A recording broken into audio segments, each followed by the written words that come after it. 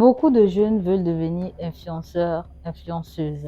Selon vous, qu'est-ce qui différencie un simple créateur de contenu d'un véritable influenceur? Est-ce seulement une question de nombre d'abonnés ou plutôt une question de crédibilité et d'impact? Moi, je dis que c'est l'un des métiers les plus difficiles. Très difficile. Créer du contenu, c'est du travail. Ce n'est pas prendre son téléphone, filmer. Non.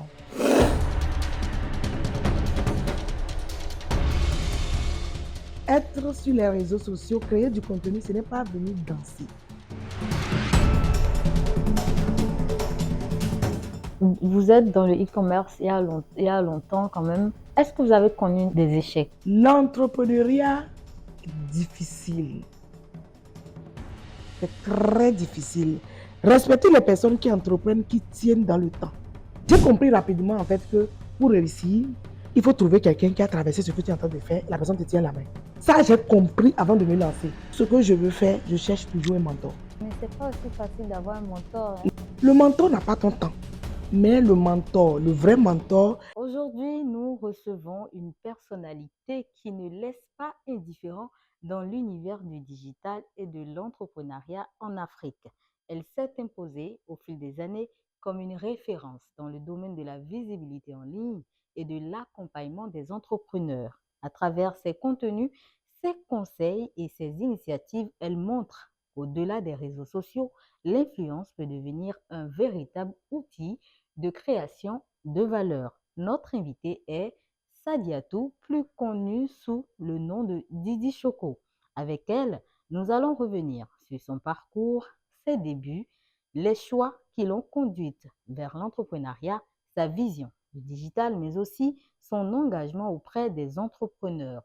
Nous parlerons également de la semaine d'opportunités aux entrepreneurs, un rendez-vous qui a réuni des entrepreneurs, des porteurs de projets et plein d'opportunités autour de l'entrepreneuriat. Bonsoir à tous et à toutes et bienvenue dans votre émission. Bonsoir, Madame Didi. Bonsoir et merci pour l'invitation. C'est nous qui vous remercions. Avant de parler de l'entrepreneuriat, de l'entrepreneur et de l'influenceuse que vous êtes devenue aujourd'hui, qui est Didi Choco? Merci déjà pour l'invitation. Je suis contente d'être ici. Je suis Sadiatou, maman de 3 enfants. Je suis mariée et je vis en France. Et aujourd'hui, je suis entrepreneur, créatrice de contenu. Voilà, et e-commerçante. Beaucoup de personnes vous connaissent aujourd'hui à travers votre image publique, mais quel a été le déclic qui vous a poussé sur les réseaux sociaux? À quel moment vous avez compris que votre communauté pouvait devenir une véritable force et pas seulement un espace de partage? Très bonne question et je sais que ma réponse va certainement aider plusieurs personnes qui vivent dans une situation que j'appelle le mécontentement divin. C'est-à-dire que tu es dans un travail aujourd'hui ou bien tu es dans un foyer, tu es dans une situation où tu sais au fond de toi que si tu trouves juste une autre opportunité, tu vas partir. Ça veut dire que tu ne te sens pas bien. Donc, moi, je suis partie en France avec une maîtrise en finance et contrôle de gestion et je me suis mariée très jeune et je sais qu'il y a plusieurs femmes qui m'écoutent qui sont dans cette situation, études, mariage. Donc, je me suis retrouvée dans une situation où j'ai un enfant, aller travailler, c'était compliqué pour moi. Surtout, travailler dans le domaine qui me plaît était devenu très compliqué par rapport à la gestion des enfants. Donc, à un certain moment donné, j'ai fait le choix d'aller faire de petits boulots. Donc, j'ai fait 7 ans de ménage en France avec ma maîtrise. Et donc, en faisant cela, dans les couloirs du foyer où je nettoyais, j'avais un sentiment de ne pas être à ma place. Et donc, je voulais vraiment changer les choses. Mais comment, je ne savais pas. Et c'est dans ce processus de mécontentement divin que j'ai l'habitude de dire que un jour, j'ai comme ça eu l'intuition de créer un groupe. J'ai créé un forum bonheur conjugal. Je salue toutes les femmes si vous regardez cette vidéo qui était dans le bon, on était une centaine, beaucoup de femmes au Bénin ici. Et donc, j'ai commencé juste par les motiver, parler un peu de tout et de rien. Et c'est là que je me rends compte que beaucoup de femmes ne réfléchissent pas comme moi. Et elles étaient dans l'attente du mari. Il y a plusieurs qui étaient dans la victimisation. Et j'ai compris réellement qu'il fallait faire quelque chose. Mais quoi, je n'étais pas outillée. Voilà. Donc, c'est parti de là. Et c'est là que je décide de me former, d'apprendre à coacher, influencer. Donc, je commence par prendre de petites formations sur le développement personnel. Et c'est ça qui m'amène dans le e-commerce. Pourquoi le e-commerce? Parce que dans tout ce processus-là, il y a le confinement qui vient entrer en ça. Et je décide donc à un certain moment donné de reprendre les études parce que je ne me sentais pas vraiment légitime d'accompagner ces femmes-là. Je savais qu'il y avait quelque chose à faire. Et je décide de reprendre les études. Je fais mon MBA. Et après le confinement, j'avais des difficultés à trouver un stage après 10 ans. Parce que j'ai fait 10 ans à la maison avant de reprendre les études. Donc, j'avais des difficultés. Et c'est ça, en fait, qui m'amène à aller sur Internet. J'ai commencé par me promener sur Internet. Et c'est là que je découvre le e-commerce. Je me forme parce que je cherchais un plan B, comme je ne trouvais pas de stage. Et c'est comme ça que je me lance, je crée ma marque de chaussures et je me rends compte que étant en Europe, j'arrivais à vendre au Bénin. Je vendais au Bénin, je vendais au Togo. Et je me suis dit, mais si je partageais ça avec d'autres femmes? Et c'est comme ça que j'ai pris mon téléphone, j'ai lancé un live. Et il y avait beaucoup de personnes qui se sont intéressées. Et je me suis lancée dans la formation. Et je me suis rendu compte que ma personnalité attire beaucoup de monde. Et c'est ça qui m'a poussée à me rendre plus professionnelle et devenir celle que vous voyez aujourd'hui. J'essaie de raconter, c'est long, mais je veux vraiment qu'une personne comprenne que si tu me vois aujourd'hui, il y a eu un parcours. Ne regardons pas l'effet apparent, mais il y a eu un processus. Mais c'est parti d'un mécontentement divin. Merci. Il faut dire que dans le cas de Didi Choco, l'influence n'était pas l'objectif de départ. Non. Mais c'est quelque chose qui s'est construit naturellement avec le temps. Voilà. Alors, quel regard portez-vous aujourd'hui sur votre évolution depuis vos premiers contenus jusqu'à votre notoriété actuelle? Je me suis beaucoup améliorée sur plusieurs plans. Déjà, mon carnet d'adresses a changé parce que la visibilité ouvre des portes.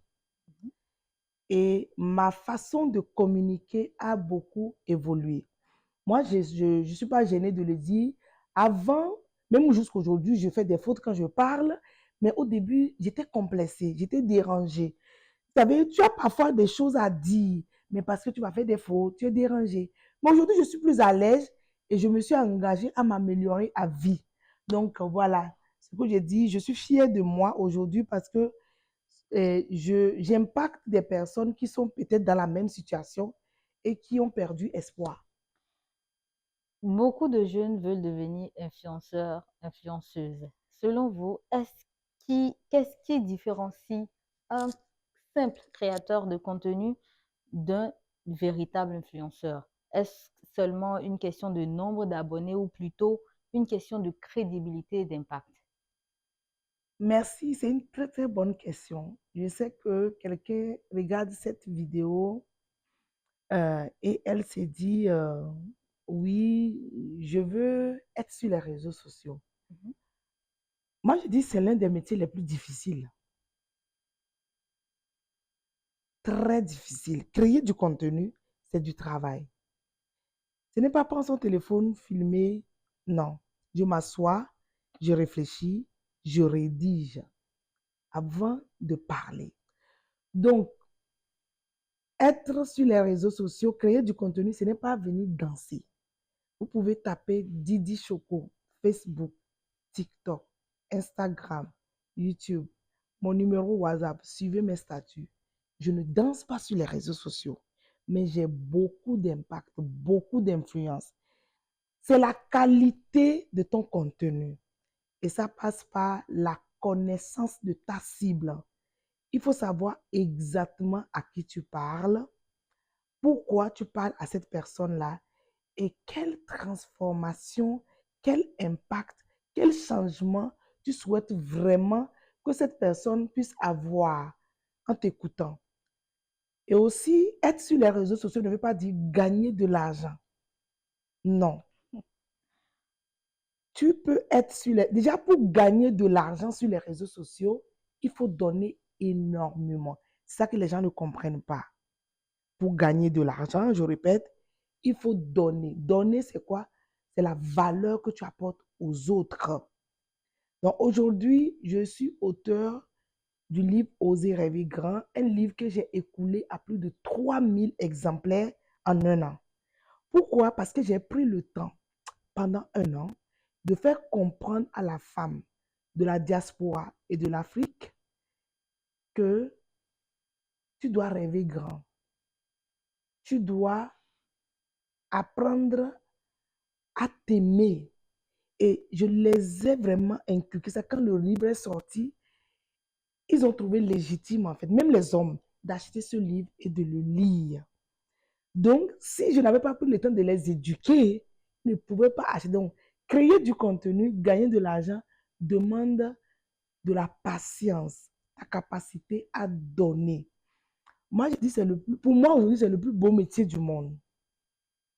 Parce que parler, toucher le cœur d'une personne, aider une personne à avoir une solution à un problème, je pense que je vis pour une grande cause. Et quand on vit pour une grande cause, on vit aux côtés de Dieu.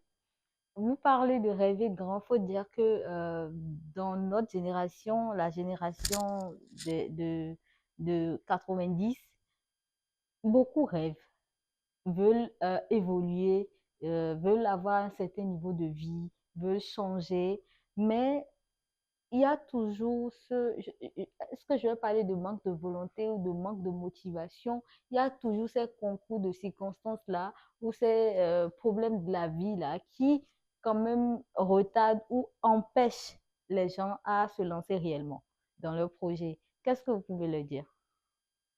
C'est une très bonne question. Je vais être cash. Beaucoup de jeunes de notre génération sont dans l'illusion. Plusieurs jeunes sont paresseux. Plusieurs personnes pensent que la vie, c'est comme mettre ce que tu veux dans un micro-ondes et sortir ça. Non. Notre génération doit comprendre que les problèmes que nous rencontrons aujourd'hui, nos parents aussi en ont rencontré à leur époque. Et nos enfants rencontreront des mêmes problèmes. Mais ce sont les circonstances qui ne sont pas les mêmes. Ce sont les réalités. Je disais ce matin à mon père, le loyer que tu payais dans ton village là, ce n'est pas la même chose qu'on paye ici à Cotonou aujourd'hui. Et quand je vais te donner mon loyer à Paris, ben, tu vas crier. Donc, ça dépend de l'évolution. Donc, chaque jeune doit comprendre que la vie, c'est un processus. Tant que tu refuses devenir riche, c'est un processus. Vivre dans un foyer, avoir un foyer confortable, c'est un processus. Avoir des enfants bien éduqués, c'est un processus. Et tant qu'on refuse, parce que notre génération refuse, il y a un refus inconscient de notre génération. Tant que notre génération refuse de faire ce travail, on va toujours tourner en rond. Moi, je vois beaucoup de femmes, je suis formatrice digitale, je fais des formations. Beaucoup de femmes qui viennent vers moi très motivées. Ah, je veux faire comme toi, je veux vendre en ligne. Mais je suis parfois sidérée. Quand tu leur montres comment créer du contenu, elles trouvent que c'est difficile. Qu'est-ce qui est facile alors? C'est ta vie qui est facile. C'est ta vie actuelle qui est facile. Donc, tant qu'on refuse de suivre le processus et regarder les vidéos, ben, si tu me vois belle sur les réseaux sociaux, ben, je me suis réveillée déjà ce matin à 6 heures. Et j'ai travaillé 2 heures avant le réveil de tout le monde. C'est un dimanche. Et là, c'est dimanche, je suis encore là. Donc, est-ce que tu comprends? Alors que j'ai 3 enfants. Donc, tu dois comprendre que la paresse, c'est pour les personnes qui veulent être spectatrices du succès des autres. Voilà. Et vous inspirez beaucoup de jeunes femmes. Aujourd'hui, quel message avez-vous envie de leur transmettre sur l'ambition et l'indépendance financière? Sur tout ça. Moi, je dirais aux femmes, la femme qui n'a pas d'argent ne s'aime pas et n'aime pas ses enfants. La femme qui n'a pas d'argent, c'est une femme qui n'a pas le choix parce que l'argent donne le choix à la femme. On ne maltraite pas une femme qui a l'argent. On ne manque pas de respect à une femme qui a son argent. Ton mari peut être dur comme un caillou, comme le fer. Ma chérie, si tu peux lui tendre un peu d'argent, ça va ramollir son cœur. Il faut chercher l'argent. Moi, je dis, la femme doit avoir l'argent même plus que son mari. Moi, je suis très soumise. Hein. L'émission que je fais là, si mon mari dit, hey, ne fais pas, je vais sortir d'ici. Je suis très soumise. Je ne fais rien sans l'accord de mon mari. Mais je cherche beaucoup d'argent. Donc, vous êtes en train de nous dire que avec de l'argent, on peut acheter, je sais pas, la douceur d'un homme, c'est ça? Justement, on peut, avec l'argent, on peut faire beaucoup. Je ne dis pas, l'argent fait beaucoup de choses. Disons-nous la vérité. Attention, je ne dis pas de prendre l'argent, parce qu'il y a beaucoup de femmes ici au Bénin qui prennent leur argent et rendent des hommes fainéants. Il y en a beaucoup, même à la diaspora. L'homme est assis, il ne fait rien. Moi, je ne veux pas prendre la place d'un homme dans un foyer. Non, non, non, non, non. Tu es mon mari, tu t'occupes de moi, mais je cherche beaucoup d'argent pour avoir la vie de luxe que je veux avec toi. Donc, si tu es femme, si tu regardes cette vidéo, il faut comprendre que même les temps des femmes disent ma belle famille ne m'aime pas. Avec ta belle famille, vous n'êtes pas dans une relation d'amour. Chacun doit jouer son rôle.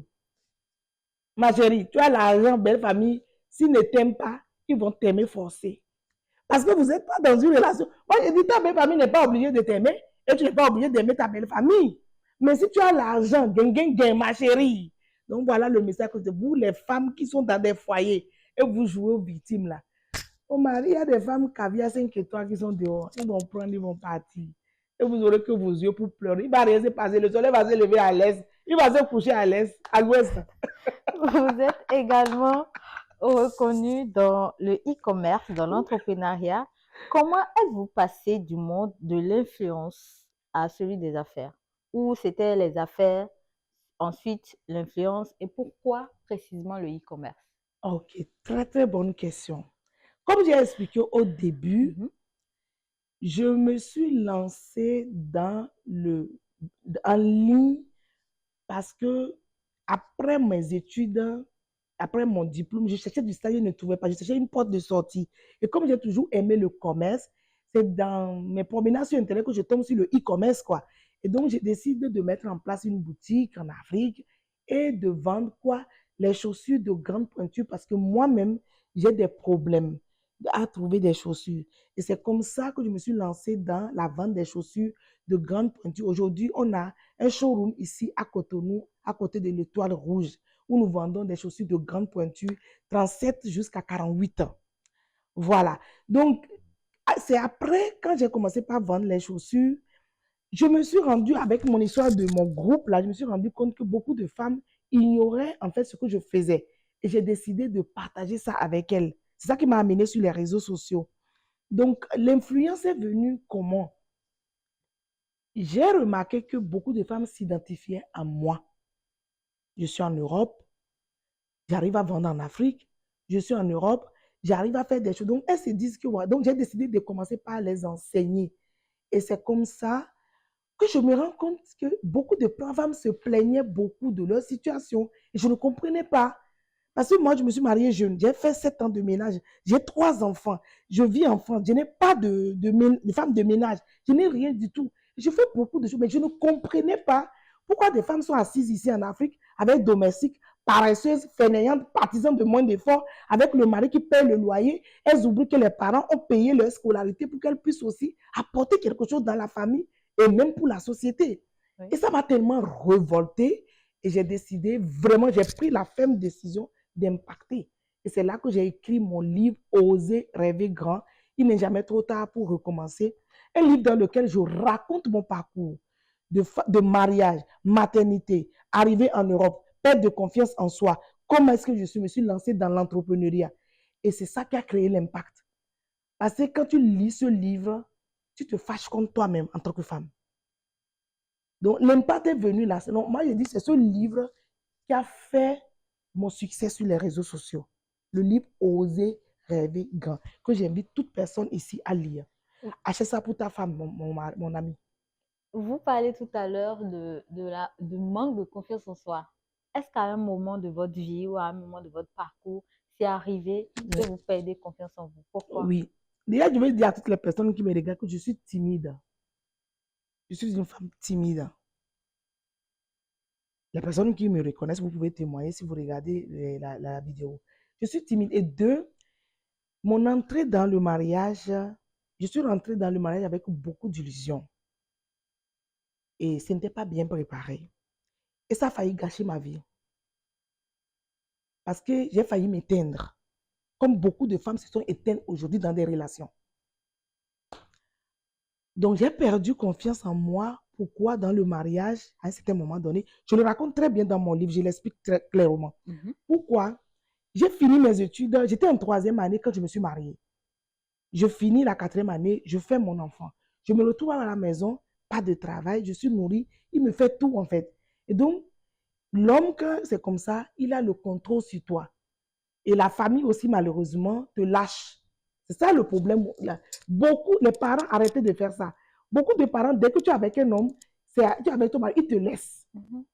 Donc, il ne me maltraitait pas. Mais ce qu'il m'offrait ça ne me convenait pas, en fait. Je ne voulais pas, moi, je voulais contribuer. Et donc, j'étais malheureuse. Et donc, pour parler, c'est ça qui a fait que, à un certain moment donné, j'ai envie de faire des choses, mais je n'arrivais pas à faire.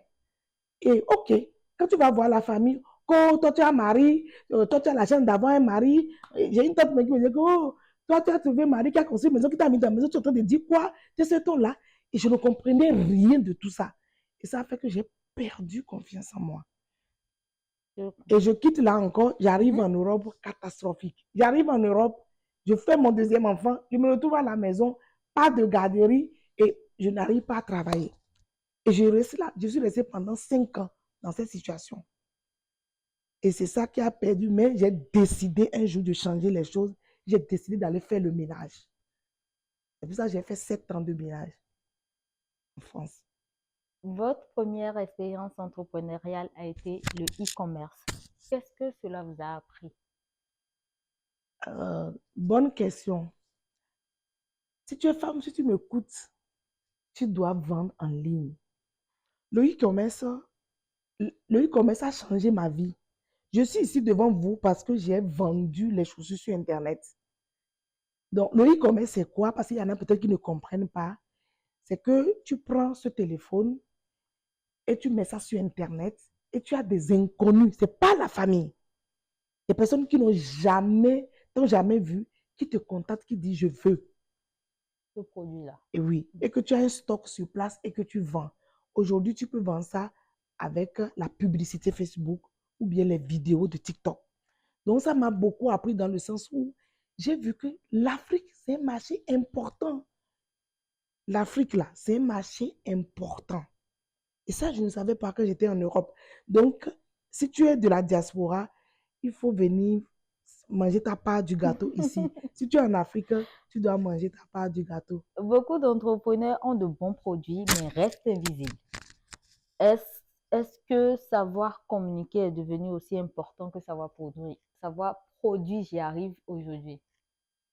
Je vais peut-être vous choquer. La communication, le marketing est plus important que la qualité du produit aujourd'hui. Pourquoi? Si tu as le meilleur produit au monde, meilleur, si tu ne sais pas parler, si tu ne sais pas expliquer, si tu ne sais pas présenter, personne n'achètera ça. Donc, Il y en a parmi vous, vous avez de très bons produits. J'ai fait une conférence ici. Il y avait des femmes qui avaient de très bons produits. J'avais mal au cœur. J'ai dit, mais parle-moi de ce que tu vois. Elles étaient incapables. Vous devez apprendre à communiquer. Même si tu vends du sable, tu dois apprendre à communiquer. Si tu sais parler de ton produit, si tu sais parler de ce qui te tient à cœur, tu vas gagner beaucoup d'argent. Mon livre Oser rêver grand, il y a des gens qui ont écrit des livres meilleurs que mon livre, mais personne ne les connaît. Personne n'a acheté. Donc, si tu m'écoutes, je n'aime pas parler. Je n'aime pas les réseaux sociaux. Internet, ce n'est pas mon truc. C'est la pauvreté qui est rentrée dans ton corps qui parle. Donc, je vais te demander de te débarrasser de cette timidité maladive qui t'empêche de te déployer et de gagner de l'argent. Sinon, tu seras spectateur ou spectatrice des autres. Malheureusement. Est-ce que l'Afrique aujourd'hui exploite suffisamment le potentiel digital pour créer et accompagner les entreprises compétitives? Malheureusement, non. Mais ça commence par venir et je félicite toutes les personnes qui font le même travail que moi, qui se battent pour que l'Afrique, pour que les Africains comprennent. Il y a du travail à faire. Moi, je fais un travail de terrain. Pourquoi je fais comme cible les débutants, les entreprises, les petites entreprises? Parce que je sais que c'est en bas que je vais pouvoir pénétrer. Parce que si on reste en haut, on cible que les grandes entreprises, ça ne sert à rien. Donc aujourd'hui, moi, je veux inviter les personnes qui ont une capacité à communiquer et qui ne savent pas faire, de se former. Formez-vous, appliquez ce que vous avez appris. Parce que moi, je ne suis pas devenue formatrice par hasard. Je me suis lancée, j'ai fait le e-commerce, j'ai généré de l'argent dedans et j'ai vu que ça fonctionne. J'ai décidé de partager ma connaissance. Donc, si vous aussi, vous faites la même chose, vous pouvez vous lancer et c'est comme ça. Parce qu'il y a pu avoir plusieurs. Je trouve qu'il n'y a pas assez de formateurs pour les Africains. On n'est pas nombreux. Malheureusement, il y en a qui pensent qu'on est nombreux. Non. Moi, je regarde la qualité de ce que les gens font. Pas parce qu'on s'est levé, on fait formation pour gagner 20 000, 30 000, non. Parce que moi, je suis capable aujourd'hui de mettre 300, 400, 500 personnes dans un Zoom pour une formation en ligne. Je le fais tous les 2 mois. Pour une formation, non, tous les 6 mois, pardon. Tous les 6 mois, parce que je fais une formation en groupe, quoi. 600, je peux avoir 300, 400, 600 personnes. Ça dépend de mon objectif. Donc, si on arrive à avoir 10 000, 20 000 personnes, mais les anglophones le font. Je fais des formations chez des anglophones. Tu vas voir 10 000 personnes, 12 000 personnes, 20 000 personnes connectées. Pourquoi pas chez nous? Voilà, donc j'invite vraiment, je lance un appel à toutes les personnes qui sont dans la communication de venir apprendre à créer du contenu pour impacter d'une manière ou d'une autre, en fait. Beaucoup ne comprennent pas que créer du contenu n'est pas forcément venir parler de sa vie, parler des gens, malgré que tu proposes un produit, c'est pas une publicité qui va t'aider à écouler ton produit. Qu'est-ce que vous pouvez dire à ceux qui pensent de cette façon-là? Bonne question, hein? Et je vais reposer la question. J'ai parlé de moi depuis qu'on a commencé. Qu'est-ce que vous savez vraiment de moi? Pas vraiment. Voilà. Tout ce que vous avez, tout ce que j'ai dit, c'est tout. C'est pour ça qu'il faut se former. J'ai appris à parler de moi et parler de ce que j'ai envie que les gens entendent. Et donc, mes enfants ne sont pas, personne ne connaît mes enfants. Je connais mon mari, ma famille.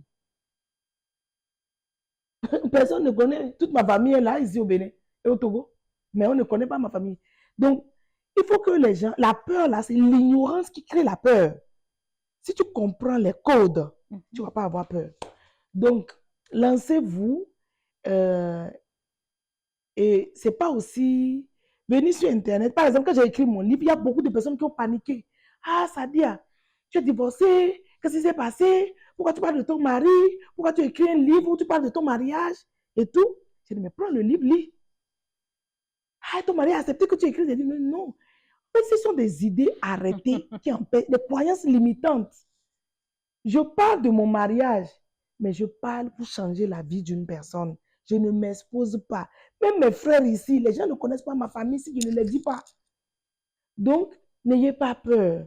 Venez, mais formez-vous. C'est le travail que moi je fais aujourd'hui. Accompagner des femmes à pouvoir vendre leur talent, leur expertise sur les réseaux sociaux. On a fait une grande conférence à Azalaï.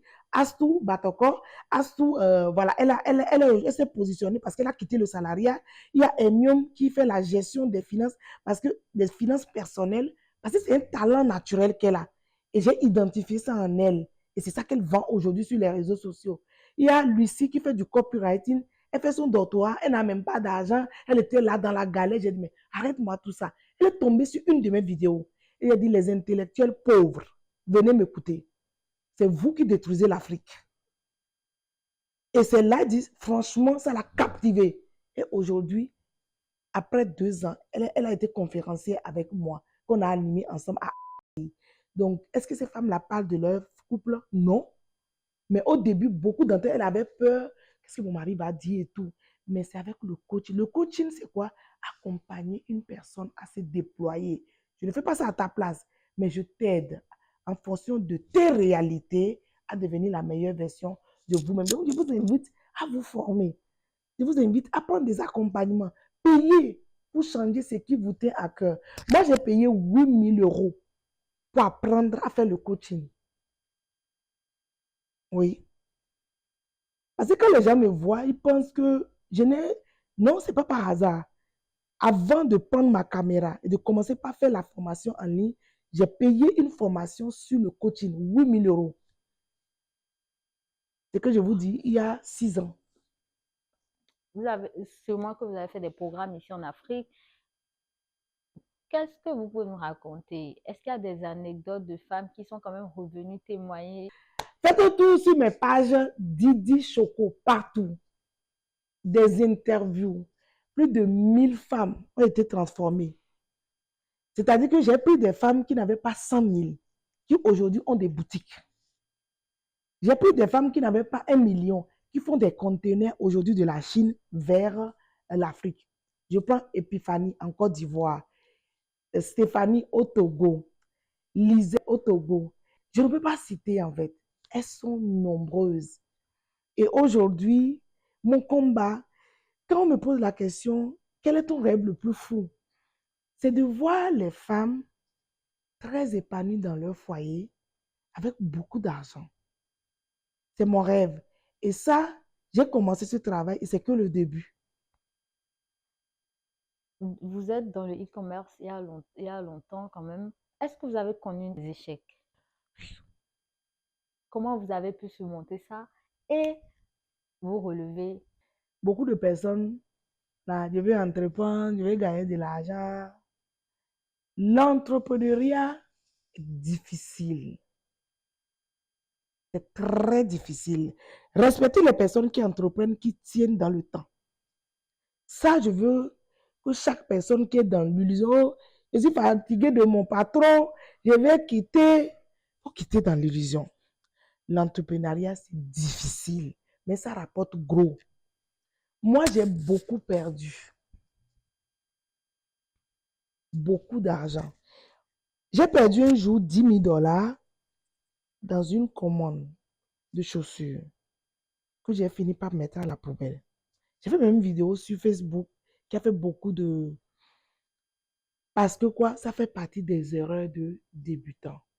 J'ai failli même fermer ma boutique de Lomé à l'époque. Parce qu'il n'y avait plus de marchandises, je n'avais plus d'argent.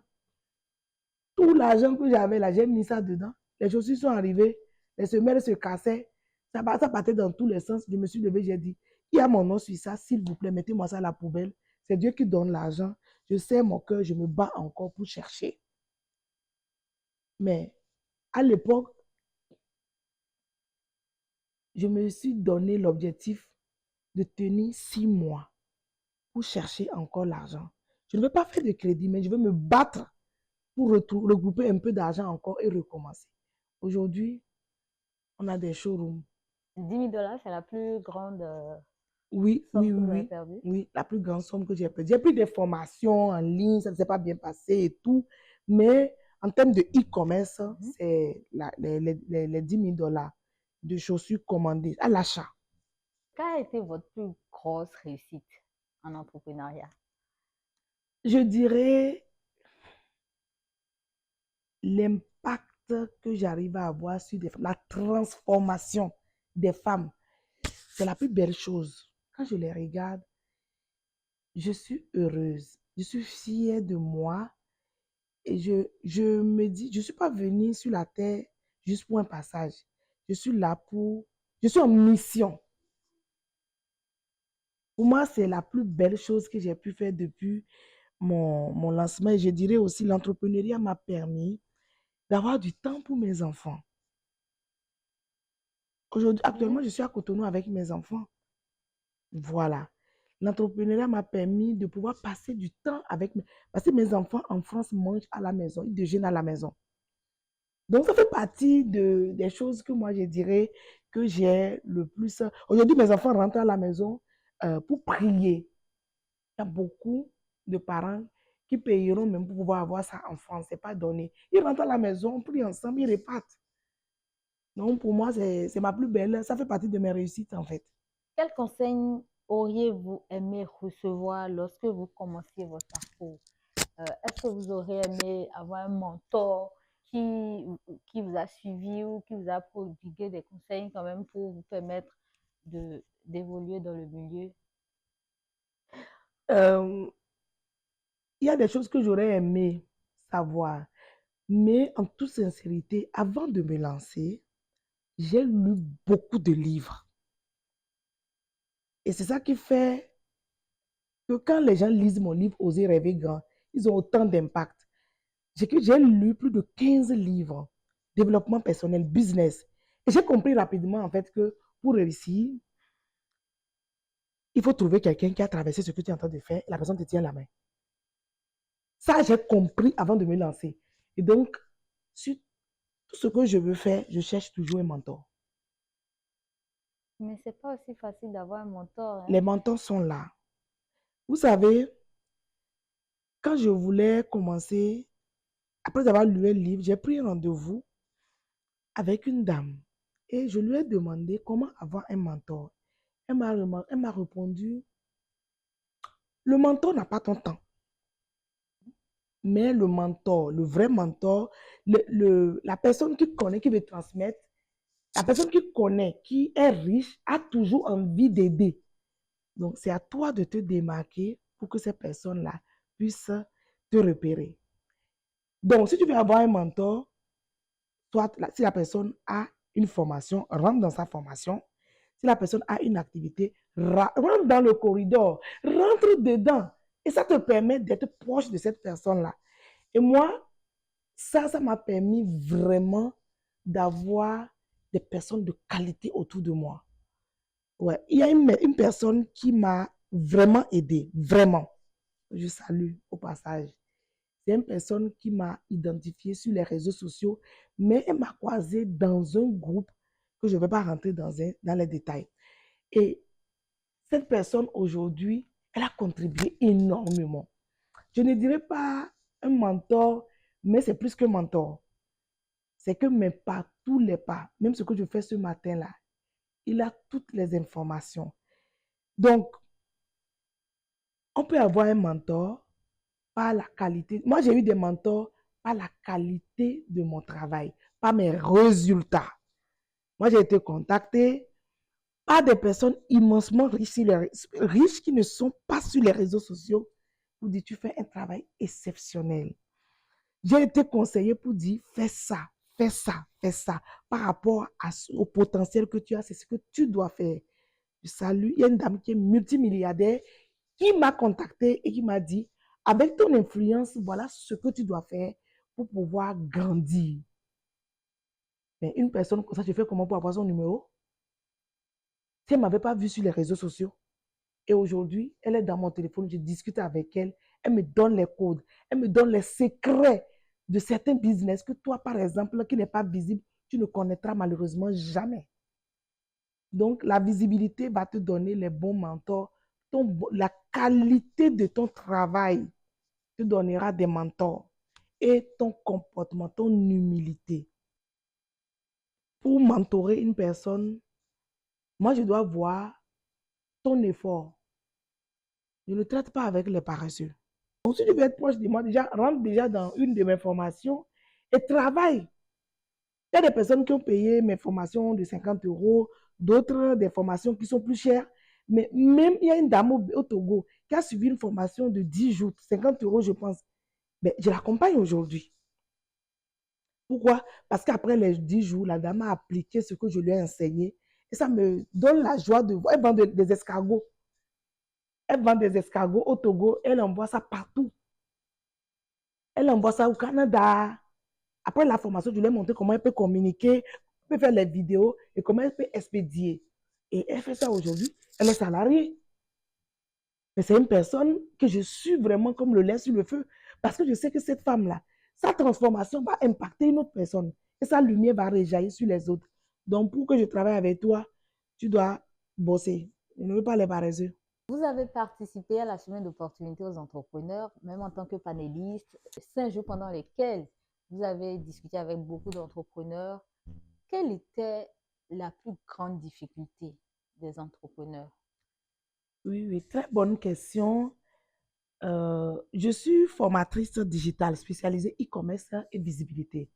Moi, j'étais arrivée à un moment, après 4 ans d'activité, le vrai problème que les entrepreneurs avaient, c'est leur capacité à pouvoir avoir des fournisseurs de qualité. C'est-à-dire que quand tu es débutant, bon, on peut se débrouiller avec Alibaba, tout ça, mais quand tu arrives à avoir des clients fidèles, le problème qui se pose, c'est fidéliser vraiment ces clients-là en leur proposant des choses de qualité avec des fournisseurs fiables. Donc, la semaine d'opportunité vient vraiment répondre à ce besoin-là pour ces entrepreneurs avec qui on a travaillé, qui ont aujourd'hui des boutiques, des femmes qui ont commencé petit, qui ont déjà aujourd'hui des showrooms partout et qui font leur activité. Or, la Chine et l'Afrique sont de vrais partenaires parce que l'Afrique, c'est un des premiers partenaires de la Chine en fait. Donc, si aujourd'hui on a la possibilité de faire venir les Chinois en Afrique, un, c'est pour aider les entrepreneurs africains qui galèrent à trouver des contacts de fournisseurs de qualité. Et deux, c'est pour baisser les coûts, les dépenses. Parce que pour partir en Chine, il faut dépenser minimum 2,5 millions. Alors que cette fois, on a ramené des Chinois. Il y a même une plateforme qui a été créée pour les participants et les entreprises là, où ici en Afrique, tu as la possibilité d'avoir des contacts d'usines. Ce n'est pas des fournisseurs, usines. Parce que contrairement, il y en a qui n'ont pas bien compris le concept. Si vous voulez des fournisseurs simples comme ça, allez sur Alibaba. Mais nous, on traite avec les usines. Et ces usines-là, c'est pour le business, vraiment pour passer à un autre niveau.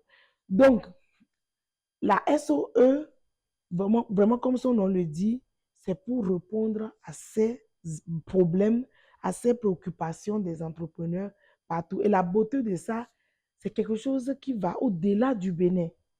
On a eu par exemple des personnes qui sont venues de partout, Gabon, Cameroun, Sénégal, Côte d'Ivoire, du Canada, de la Suisse, de la France. C'est énorme. Donc, pour moi, c'est vraiment l'occasion pour les entrepreneurs africains de pouvoir entreprendre autrement. C'est d'ailleurs une très belle initiative, la SOE, mais c'est comme l'os dans la gorge de certaines personnes. Non. Vous avez quand même, je me dis que vous avez empiété peut-être sur le gagne-pain des autres. Il faut comprendre que dans les affaires, malheureusement, le problème de quelqu'un devient la solution de l'autre. Moi, en toute sincérité, en embrassant ce projet, ce que j'ai vu, c'est aider. Aider les entrepreneurs africains qui galèrent. Parce que tout le monde ne peut pas aller en Chine. Tout le monde ne peut pas aller. Donc, comment on peut faire pour aider ceux qui ne peuvent pas aller? Parce que quoi qu'on dise, il y a des personnes, il y a des femmes, par exemple, qui sont venues à la SO, qui ont dit qu'elles veulent se rendre en Chine pour même visiter les usines qui sont venues ici. C'est-à-dire que ces personnes-là ont vraiment les moyens. Donc, à toutes les personnes qui se sont senties, entre guillemets, frustrées, non, nous sommes dans les affaires. Moi, j'ai dit, moi, je n'ai pas peur de la concurrence. Non. Qu'est-ce que mon concurrent a fait que je peux améliorer? Si tu fais partie les gens en Chine et que tu vois que la SO vient te déranger, mais comment tu peux faire pour améliorer ce que tu fais? Il y a forcément des choses que la SO a fait et il y a des manquements. Comme je viens de dire, parmi les femmes qui sont venues là-bas, il y a plusieurs qui sont, j'ai même 2 qui m'ont appelé ce matin. Je dois partir en Chine. Les Chinois la partent quand? Malgré tout ce qu'on dit, il y a des gens qui sont prêts à partir. Donc, laissons ces choses qu'on a dans la tête pour dire que oui, quelqu'un, non. Moi, je n'ai pas l'intention. Moi, je me suis positionnée sur Internet et je sais que ça peut déranger beaucoup de personnes parce qu'ils sont là, voilà, c'est leur business et tout, mais un concurrent ne peut pas t'empêcher d'avoir ta part. Moi, je dis, l'entrepreneuriat, c'est un gâteau. Chacun prend sa part. Oser rêver grand, vous nous parlez tout à l'heure de livres. Qu'est-ce qu'on peut retenir en gros? Alors, je dirais à une femme, un homme qui a perdu espoir de lire ce livre. Une femme qui s'est oubliée dans un mariage, de le lire. Une personne qui est de la diaspora, qui est partie, qui fait des jobs alimentaires, qui pense que c'est fini. Des jobs alimentaires, diplômés. Il y a beaucoup de personnes d'Africains qui sont en Europe, qui ont commencé par faire le ménage comme moi et qui sont restés dedans et qui se disent condamnés. Lis ce livre, tu vas te fâcher contre toi-même. Alors, je veux plus m'adresser à la femme qui est éteinte aujourd'hui dans une relation. Je veux te dire de prendre ce livre, de le lire. Le lire pour toi et pour ton enfant. Parce que moi, les choses que je vois dans nos sociétés aujourd'hui, nos sœurs risquent de ne plus se marier. Nos enfants risquent de ne plus se marier par peur de voir la façon dont nous vivons le mariage. On vit le mariage par ignorance. Il y en a, oui, je dois être soumise. La soumission ne te rend pas bête. La soumission ne doit pas te rendre, ne doit pas t'empêcher de te déployer en fait, si tu es intelligent. Dans ce livre, Oser rêver grand, comme son nom le dit, beaucoup de personnes rêvent trop petit. Voilà. Et il y a aussi, pour finir, les intellectuels. Tu es tellement surdiplômé, mais tu es pauvre, tu n'as pas d'argent, tu dors sur ta vie. Je vais te demander de lire ce livre parce que tu vas te fâcher contre toi-même et tu vas aller de l'avant. Tu vas faire des choses extraordinaires et tu vas comprendre même qu'avec le diplôme, on peut se lever et balayer et avoir un capital qui te permet de pouvoir travailler et continuer tes études autrement. Voilà le message que je vais dire. C'est disponible sur Amazon. Amazon pour les personnes qui sont de la diaspora et c'est dans 15 pays en Afrique. Voilà. Si vous deviez recommencer votre parcours aujourd'hui avec seulement un téléphone et une connexion Internet, que feriez-vous différemment? Je, je dirais que je commencerai par faire des vidéos très professionnelles. Parce qu'au début, ça partait dans tous les sens. Parce que j'ai compris aujourd'hui que si je communique bien, ça va vite. Voilà. Et je capte mieux l'attention. Et si je revois mon branding, l'image, comment je me vends. Donc, voilà 2 choses. Soigner, c'est que travailler sur ce que j'ai envie que les gens voient de moi. C'est par là que j'allais commencer. Parce que c'est ça qui vend. Ce que tu vends aujourd'hui, moi j'ai vendu des formations à 50 000, les gens n'ont pas acheté. Aujourd'hui, je vends les mêmes formations à, je dirais, 300 000, 2 millions même, et les gens payent. Parce que l'image a changé. Voilà. certains entrepreneurs qui ont quand même réussi dans leur domaine. J'ai commencé avec rien, j'ai commencé sans rien. Peut-on vraiment réussir dans l'entrepreneuriat à partir de 2026 sans gros moyens financiers au départ? Bien sûr que oui. Si tu me regardes, tu peux gagner 1 million, 1 million en une semaine si tu as 100 000 en main. 1 million en une semaine si tu as 100 000 en main, c'est possible.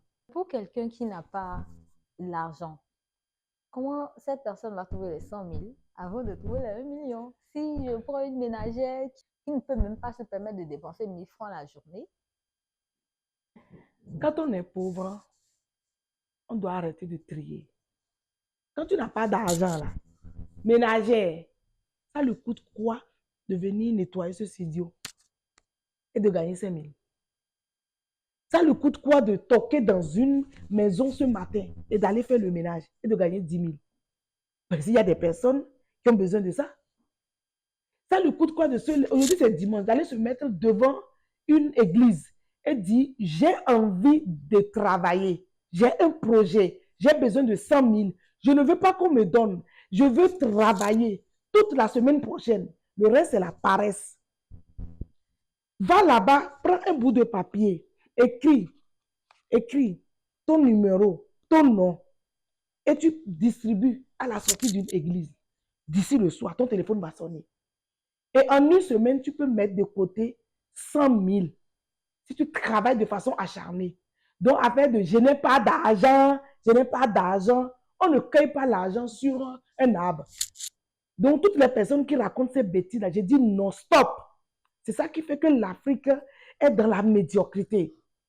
Va devant une mosquée, toque dans une maison. Moi, je suis prête à aider une personne, un enfant qui vient dans ma maison et qui dit, j'ai tel projet, madame. Je suis venue ici. En une semaine, je vais lui donner l'argent pour faire son business. Voilà ce que j'ai envie de dire. Donc, si tu n'as pas d'argent, va rendre. Quand on n'a pas d'argent, on rend service à des personnes qui ont l'argent. Ça, là, tout le monde doit comprendre. Ça m'énerve, ce discours-là. Je n'ai pas d'argent. Qui a l'argent? Moi, j'ai l'argent. Quelle est votre méthode pour rester proche de votre communauté tout en développant votre activité? Parce que une chose est de créer du contenu, de rester avec sa communauté, d'être influenceuse, mais une chose est quand même d'évoluer dans votre activité. Comment vous essayez de ménager avec les deux? Ok. Comme je vous ai dit, j'ai commencé par les chaussures. À un certain moment donné, j'ai délégué. Voilà. Aujourd'hui, la gestion des chaussures, franchement, c'est les rapports qu'on me fait. Voilà. C'est quand j'ai envie, je crée parfois du contenu et tout, juste pour, voilà, montrer que je suis là. Sinon, c'est délégué dans les deux pays. Maintenant, je suis dans la formation. Donc, je fais des coachings. Donc, j'ai une équipe aussi pour ça. Donc, dans le cadre de la formation, c'est quelque chose qui va ensemble. C'est que tu ne peux pas former les gens si tu ne les éduques pas. Et l'éducation, c'est la création du contenu. Vous voyez? Donc, pour que tu viennes prendre par exemple ma formation, il faut que je t'éduque. Et ça passe par la création du contenu. Oui. Donc, je fais des vidéos pour éduquer ma communauté. Je donne des idées de business. J'aide les personnes qui me suivent. Et quand ces personnes-là comprennent là où je vais les amener, ces personnes viennent payer des formations. Et donc, c'est comme ça que je suis proche d'eux. Voilà. Et quand tu es dans ma formation, tu es avec moi. Si tu n'es pas dans ma formation, tu regardes mes contenus, tu apprends. Parce que je donne beaucoup dehors. Dans 5 ans, comment imaginez-vous Didi Choco? Dans 5 ans encore? Ou 10? Oh.